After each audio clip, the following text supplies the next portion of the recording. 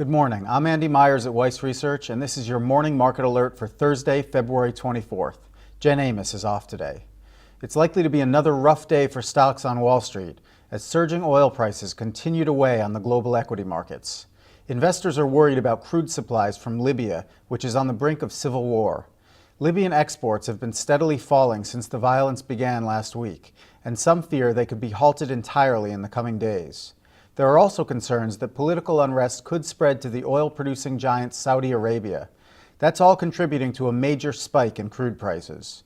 They're jumping another 3% today and are above $100 a barrel for the first time since October of 2008.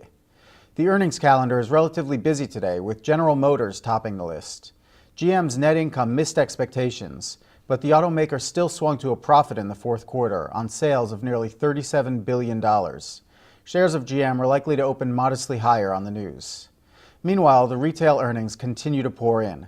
Discount chain Target is set for a lower open despite posting profit and sales figures that topped estimates. But rival Sears Holdings may move in the opposite direction, following a more than 3% drop yesterday.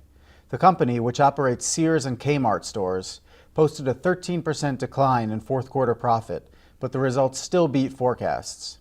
And keep an eye on shares of Kohl's today. The department store chain reported solid quarterly numbers, boosted its dividend, and increased the size of its stock buyback program. But its outlook for the full year was lower than analysts were expecting, sending the shares down 1% in the pre-market. But moving to the upside ahead of the bell is H.J. Heinz. The food giant said it expects to report quarterly earnings above Wall Street estimates when it releases its profit update next week.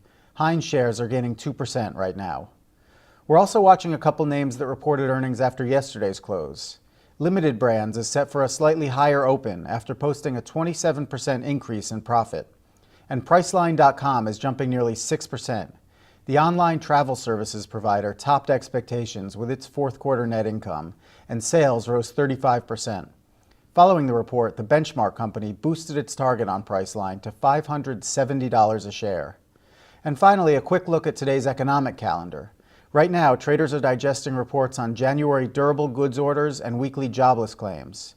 And later this morning, the National Association of Realtors will release data on new home sales. That's the latest from Weiss Research. I'll be back after the opening bell with the market reaction to those economic reports.